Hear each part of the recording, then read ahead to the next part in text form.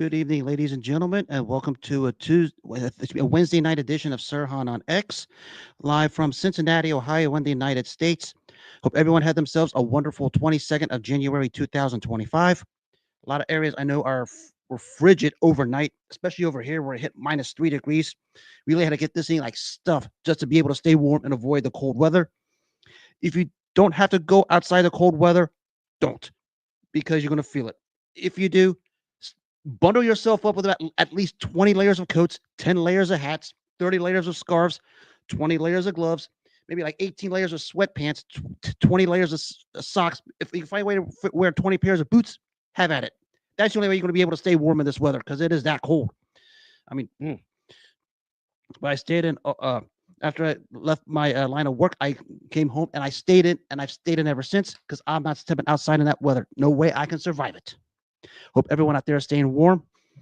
Uh, Tonight, it's only a one topic show because it's of historical significance, because a lot of things happened on this day 52 years ago in Kingston, Jamaica. It was the undisputed heavyweight championship between the undefeated heavyweight champion Joe Frazier against the undefeated number one contender George Foreman. This fight basically is the one everybody wants: the undefeated champ, undefeated number one contender at the peaks, collision. Irresistible force versus immovable object. You could argue Frazier at the time was the irresistible force. You know, the Philly style, the Philly shell, duck and under, of course, comes up with a left hook. You know, exciting fighter from Philadelphia against really the immovable object who was basically built like a tank in George Foreman, the number one contender. Probably the most, in terms of pure punching power, pure take a fist, punch a hole through a brick wall type punching power. That was George Foreman. These two met in a clash of titans 52 years ago today in Kingston, Jamaica. Just remind everyone, especially to people here today who have a problem with fights not taking place in America. Joe Frazier was from Philadelphia in the United States, the champion. George Foreman was from the United States, the number one contender. Where was this heavyweight title fight taking place? Kingston, Jamaica, not the United States. You know, there's a lot of reasons for it. I won't elaborate on it because I'm going to focus on the fight and all the history that came out of all of this. Joe Frazier, from the streets of Philadelphia, came up, was a factoid hardly anybody knows, was a gold medalist in the 1964 Olympics representing the United States. Actually lost in the finals to Buster Mathis Sr., but because Mathis Sr. Broke his hand and pulled out, Frazier took his spot and went on to win the gold medal of the 1964 Olympics. You know, started out his career going into 1970. Of course, at that time, Muhammad Ali was vacated of the title for reasons. Again, I'm not using this platform for it. You guys can have at it. And Joe Frazier found himself in line to fight Jimmy Ellis for a vacant championship. And it was basically a case of Joe Frazier hit Jimmy Ellis goes down. Frazier wins the heavyweight title in basically a two-round obliteration. Many successful title defenses, including guys like Oscar Bonaveda and Bob Foster, which of course led to the super fight that took place March 8, 1971, in one of the many fights that's called the fight of the century. Maybe this one has the strongest leg to stand on because it was Joe Frazier as the champion defending his title against Muhammad Ali. And a back and forth, arguably the greatest heavyweight championship fight in boxing history, with a back and forth action. Ali, of course, of his exile or whatever you want to call it, trying to regain his championship. Of course, Frazier was the champion, looking for the big name to up his stature among the all-time great heavyweights. Fantastic fight. The capper here was, of course, the 15th round with a left hook, floored Ali, and Frazier escapes with a unanimous decision win. He makes a couple of defenses along the way before this particular fight, which leads me to the challenger, George Foreman. Basically, like a Sonny Liston and more modern, like a Mike Tyson, George Foreman just plowed his way to the top of the heavyweight ranks, and I mean plowed. I mean, a guy's here knocking out one round, guys knocked out in the second round, another guy here in the fourth. Maybe a couple guys carry him the distance, but if you could survive any type of that early rounds against the fury this guy brought, you're talking about physical and mental damage like none other, because that's what George Foreman could do back in his first incarnation of his career, was deliver beatings. and he certainly did that. The, he won the gold medal in 1968 Olympics by just powering his way through the amateurs to get to the gold medal in Mexico City. Actually, I'm going to give you a wild tidbit before I proceed with this. Think about this for a second. In 1960, Muhammad Ali won the gold medal. 1964, Joe Frazier won the gold medal. 1968, George Foreman won the gold medal. All three represented the United States. All three basically the three heavyweights of the 70s. Maybe you could argue from 1960 to 1978, that was the heavyweight division. These three, from the amateurs to the pros. Because a lot of people don't even know Joe Frazier won a gold medal. I mean, that's not even talked about much. Everybody knew about Ali and Foreman, but hardly anybody knew about Frazier. That's an impressive line of U.S. amateur representatives there. But back to Foreman, he had a fight in his hometown against a fighter named Leroy Caldwell, where if he won, he would be designated the number one contender for Frazier's title. Again, this came like a few months after Frazier beat Ali. He disposes Caldwell of within 2 rounds and is declared the number one challenger for Frazier's title. The fight it started to have a buildup, and everybody's wondering, will we see Frazier and Foreman? Start about a 6 or a 7 month buildup. Not much to really want to say about the buildup, because when you talk about undefeated champ versus undefeated number one contender, that's what we always wanted, and that's what it was going into this particular night. And basically, the preparations were, both guys were focused. You talk about legendary trainers on both corners: Eddie Futch with Joe Frazier, Archie Moore, and Doc Brodus with George Foreman. The odds for this fight, because Foreman was still a bit of an unknown, was basically a near 4-1 in Frazier's favor.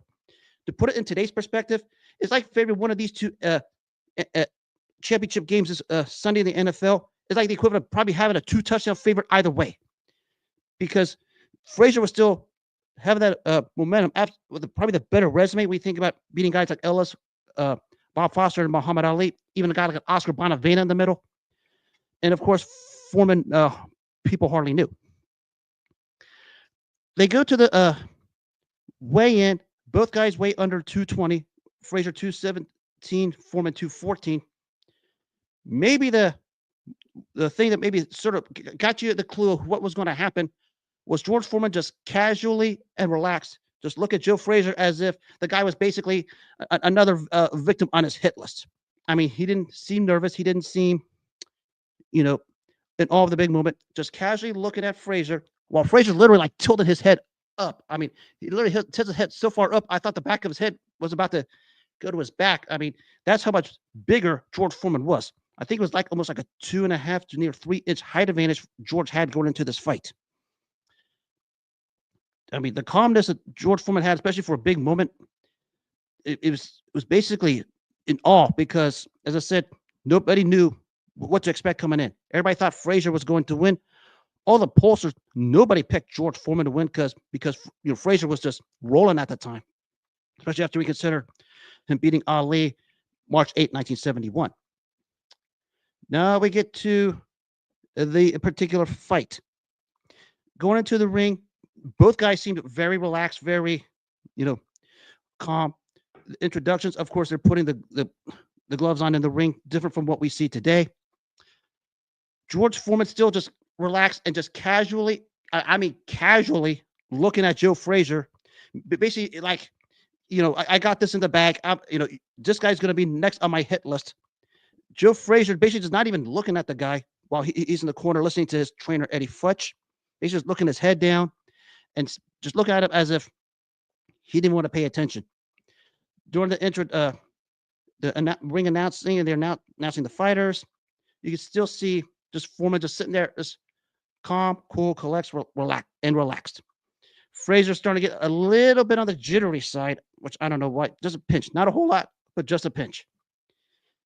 Then it comes, of course, to the referee's instructions. Once again, Foreman is just sitting there looking at Frazier. I mean, he's just sitting there looking at Frazier very calmly, very relaxed, and just like nothing happened. And then here's Frazier now just like this, stuttering, looking like he's a little bit nervous, like something is about to happen to him. And Foreman's just sitting here looking like it's another day in the office for him. And of course, again, Frazier's head's tilted up. There's actually a snapshot. I seen this the other day from a different angle where Foreman looked like he could just tower Joe Frazier in terms of size. And we're about to get to that picture is going to speak volumes here in a minute. So, of course, we get into the first minute, the first minute and a half of this fight. The ongoing question is who could take whose punch better because both guys were known for their power. Foreman with that right cross, of course, Frazier with that Philly style left hook. So we're gonna get into a little bit of the fun stuff here. Not Foreman's just basically just swinging away. Frazier's doing all he can to just with a cross on Philly shell defense, duck, moves, and slip. Next thing you know, out of nowhere, about like a minute and a half into the round, a tiny right cross. Not didn't seem like it was much, but you start to see Frazier's knees begin to buckle a little bit, and then out of nowhere, uppercut on the side of the chin. I think you know what's going to happen next. Howard Cosell at ringside with a famous three-word cliche that everybody knows to this day. Down goes Frazier. Down goes Frazier. Down goes Frazier. Yes, it was that fight and that knockdown that started it all. The famous Down Goes Frazier fight. The right hand uppercut by George Foreman on the side of the chin. Frazier's down on his side, and he gets up, pounding his gloves in anger. And that's where we get to see a splash about to happen in the heavyweight division. Good 20 seconds later, Foreman's starting to come on, starting to wind away. Another uppercut. Frazier's down a second time. Frazier quickly beats the count, and as he's up beating the count, there's an image of George Foreman just laid back on the ropes like this. Just laid back, acting like nothing is bothering him. Relaxed, calm, cool, collected, and just saying, okay, I got this. So what happens at the end of the first round, just a couple seconds before the bell sounded, another right cross, Frazier's down like seconds before the bell even ends. I mean, they're like, boom. But Frazier's down, bell sounds, snuck in a quick right hand right on the button. Frazier's up and has to go back to the corner because the round is over. Think about this. You had Joe Frazier, the undisputed heavyweight champ, undefeated, already down 3 times, like in a span of like 40 seconds of the last 40 seconds of that round. I mean, that was probably nobody, and I mean nobody could forecast this. But that's just the beginning. I mean, when I say it's the beginning, wait till you see what's about to happen in the second round. My goodness.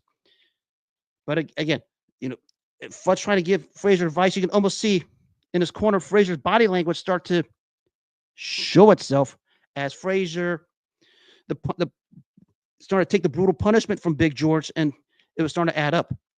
And George, in the corner, relax. The standout Archie Moore and Doc Brutus giving him standout advice, along with another individual named Charlie Shives. So here we go into round 2. Frazier now trying to do what he can to stay away from Foreman's punch. Foreman probes him with basically like soft jabs. I mean, not like the hardest jab, but like a soft jab. Almost like a probing jab to find range for that punch of his. And the next thing you know, out of nowhere, he pins Frazier on the ropes, lands a left hook, and then you see Frazier just pin on the ropes, and he's hurting and he can't defend himself. And here's Foreman again, just wailing away with those heavy haymakers. And Frazier, he gets pinned in the corner. He tries to escape the corner. I mean, he literally tries to escape the corner. And as he's escaping, Foreman throws a clubbing overhand right to the back of Frazier's ear, throws it, and he's on the canvas. This part is probably the most telling part of this particular fight because it was a case of anything Frazier wanted to do, Foreman wasn't going to let him do it because he wanted to get out, clubs him, down he goes. Maybe another poignant moment here. Actually, this was zoomed in on the ABC replay version of this. Was Frazier got up, you could almost tell his body language. He's starting to look really, really defeated. He's being counted. Ref, asked him if he's okay. He says yes. Next thing you know, Frazier's pounding his gloves, trying to get himself going. I mean, he's pounding his gloves just to get himself going. As you see, the camera's actually zoned in on this, pounding his gloves. And as he's pounding his gloves, getting his hands up, an uppercut, bam, right on Frazier's chin, almost turns Frazier's head sideways. And then a left hook, Frazier's down for knockdown number 5. Never mind, this is 5 knockdowns in 2 rounds. And that left hook was right on the point of the chin, and Frazier's down and basically it. But Frazier, being the proud Philadelphia warrior and the dramatic heart that he is, gets up, again, asks if he's okay. And then from that point, we know the rest. George lays it on him, 2 left hooks against the ropes, then the right uppercut that picks up Joe Frazier off the canvas. The uppercut that picks up Joe Frazier off the canvas and onto his knees for the 6th knockdown. And when that 6th knockdown happened, that was all she wrote. Fight was stopped by Arthur Mercanti, mercifully so, maybe a couple of a knockdown or two too late. And there it was. Big George Foreman, the winner, the undisputed heavyweight champion of the world. Again, this is a 2-belt era when basically 2 belts. There was no separating of the belts. You had the 2 belts. You were the undisputed champ. That was George Foreman that night. Probably the biggest splash maybe in heavyweight championship boxing history, just largely because a phenomenon showed up, and that was his coming out party. We have coming out parties all the time in the sports. I can point to a whole list of them. Maybe you could argue this was probably the biggest ever when George Foreman came out and just bum rushed and beat down Smoking Joe Frazier. I mean, I remember several times in interviews, even George Foreman said he couldn't believe he did that to Joe Frazier. I mean, he himself admits he didn't do it. I mean, basically, Kingston, Jamaica was basically in shock when all of this happened. Of course, Foreman wins. They basically carry him. His whole team carries him, like laying across the back, like they do a rock concerts where you see people being passed around the audience. Foreman's being lifted and being passed around the crowd in Kingston, Jamaica, on his way to the locker room, as he was being the triumphant winner with his hands in the air, as he is the undisputed heavyweight champion of the world. I mean, for a 4-1 underdog to obliterate this, let me remind you, 4-1 underdog back in 1973 is like the equivalent of maybe being a 4-touchdown favorite in a collegiate football game, or maybe like a 20-point favorite in an NBA Finals. Because 4-1 odds back then was a big, big, big deal. And George Foreman just stunned the world. Not the fact that he won the fight, but the fact that he just dusted off the great Joe Frazier, the same one who beat Muhammad Ali 2.5 years earlier, and just wasted him like it was another day in the office, and Frazier didn't even belong in the same ring with him. That's probably the shocker out of all of this. Of course, later on, really, you could argue this fight took a lot out of Joe Frazier, because he had that rough fight with Ali in 71. And I said, every time Foreman hit Frazier, Frazier hit the deck, and Frazier did everything he could, but it was a case of he could only take so much. But, maybe one of the questions going into this fight, Cosell really did bring up when I watched the ABC replay not too long ago, was maybe the first Ali fight sort of softened Frazier up a bit. Because if you remember that fight, March 8, 1971, that was a grueling fight both ways for both Frazier and Ali. And basically, George Foreman just took advantage of the opportunity and just pulverized it. And you could probably argue Frazier was not really the same after that. He did go on to have, of course, the trilogy with Ali. The second fight in 1974, which the winner of that was going to be Foreman's mandatory for his title. Ali wins that. We're going to fast forward here a little bit to, of course, the Thriller in Manila, the closure of arguably the greatest trilogy in boxing history, where Ali and Frazier just beat what was left out of each other in that ring that night. And, of course, Ali was the winner at the end of the 14th round, where Frazier's face was a grotesque mask. But for George Foreman, he makes 2 successful title defenses of the heavyweight title. He beats Jose Roman in a first-round knockout, obliterates Ken Norton in 2 rounds effortlessly. Of course, we know what happened with Rumble in the Jungle with the loss to Ali. The rope-a-dope, and Foreman calls himself the dope in that. Loses the title, was not the same mentally. One thing people don't know, there was a rematch that took place more than 5.5 years later in upstate New York City. Frazier was physically, you can see the damage that the Ali fights and even the Foreman fight did to Frazier. Foreman, as you know, just wasn't right up here after losing his title to Ali in Kinshasa, Zaire, October 30, 1974. But it was a replay of the first fight where basically Frazier actually tried to get away from Foreman the first round and a half, but Foreman floored him 4 times. And after the fourth time, Eddie Futz throws in the towel and mercifully saves Frazier from another beating because Foreman was about to lay it on him again. And Foreman wins that rematch. Of course, the phenomenon was, of course, Howard Cosell's infamous "Down Goes Frazier." It was this night that it was introduced. Pop culture three-phrase icon that goes all over the place. Anytime you have an athlete with the name Frazier on it, and it's on the deck, whatever sport it is, you always going to hear people mocking it, saying "Down Goes Frazier." It came from this fight. Let me remind you, this is the ABC Wide World of Sports replay version of Foreman Frazier won in 1973, because this fight introduced to another phenomenon known as HBO boxing. Now, remind you, it's not the HBO World Championship Boxing or Boxing After Dark as we knew it today. Back then, it was called, it's a long word, home box office boxing.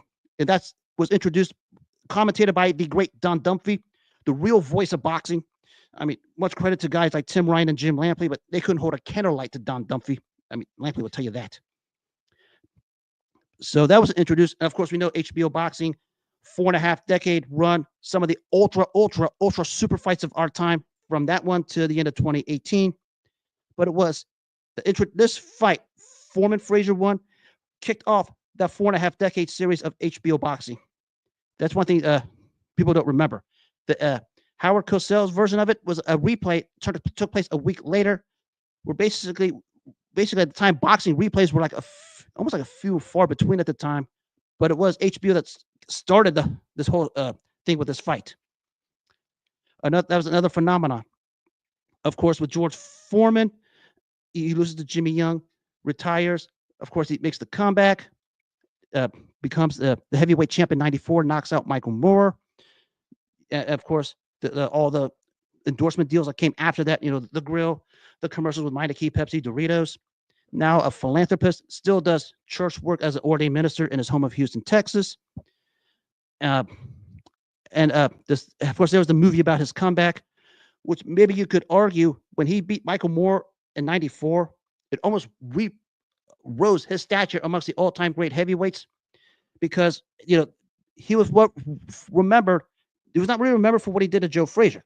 He was remembered what he lost to Muhammad Ali in the rope-a-dope, because he could never get to that form for the longest time. And even in his own admission, Foreman said the Ali loss bothered him forever. It took winning this title in '94 to get to that point. Now, one thing I did find interesting before I put this piece together was I had a chance to read into this, and I did not know Foreman recently did an interview. He said when he had to stare down with Joe Frazier at the weigh-in, his knees were shaking. That he was actually legit inside intimidated by Joe Frazier because of Joe Frazier's stature as the heavyweight champion of the world. Think about that. He basically said he was afraid of a guy who he just demolished in 2 rounds. And remember, Joe Frazier at the time had a distinction of being an all-time scary individual, because think about his background. I mean, we even had a scary individual in the heavyweight division at that point after the decline of Sonny Liston. Joe Frazier and George Foreman were basically fighting each other for that distinction, because, even Ringside Observer said when Foreman hit Frazier the first time, they thought the world was officially going to end. They thought the world was going to end because no one forecasted what happened that night in Kingston, Jamaica. Nobody did. I mean, I said Frazier was a tough guy to do anything with. For Foreman to do this is absolute. Just shows us what kind of a figure he was. A unique human being. In his first incarnation, he was sort of like not just a Sonny Liston, but also like a Mike Tyson and some of the other athletes who are like focused, and they can more focus on the task in hand as opposed to being an outgoing personality. Foreman was more to get in, beat you up, have his hand raised, and go home, just like he did to Joe Frazier back in '73. I mean, I always said with Foreman, he was a celebrity makeover from the first career to the second career, the real life version of it, and that was George Foreman. Joe Frazier's stature, just like Foreman, a top 10 all-time great heavyweight. I mean, it's not a near 2.5 year reign from when he won it from Jimmy Ellis to losing it to Foreman. Of course, now the Ali trilogy, which really escalated his stature, especially when he beat him on March 8, 1971. His place in history is also secure. Just the thing is, people not outside of the Ali trilogy, he's going to be remembered for Down Goes Frazier. I mean, it's not the fact he went. It was Down Goes Frazier. It was Down Goes Frazier 6 times in 2 rounds. It was like a span of like less than 5 minutes. I mean, you want to talk about making light work out of somebody? My goodness. But maybe the biggest splash in boxing history took place on that night with George Foreman just dusted off Joe Frazier, who was a 4-1 betting favorite. In some cases, I think it was like anywhere from 3-1 to 4-1, actually. And for him just make Joe Frazier disappear rather effortlessly.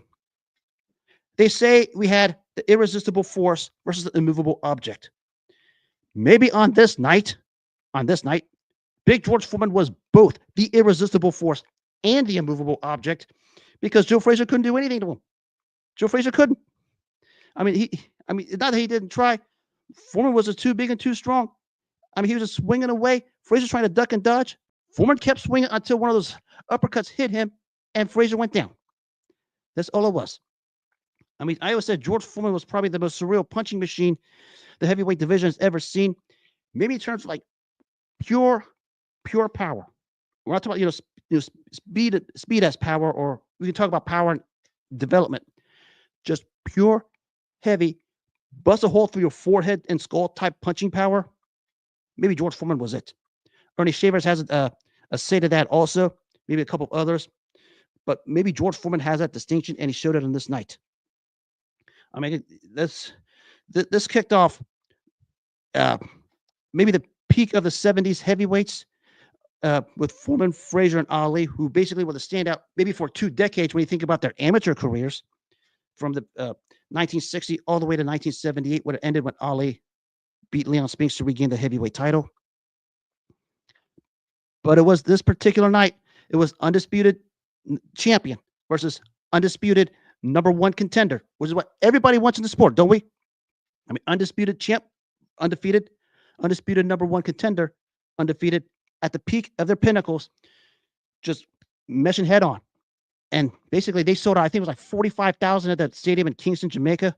And watching George Foreman being passed around and lifted up, carried into the locker room with his hands in the air as he won the heavyweight title.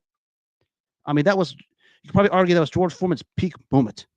I mean, some people you could talk about the more victory. Maybe it helped him in stature because of the history he'd made being the oldest heavyweight champ at 45 to win it.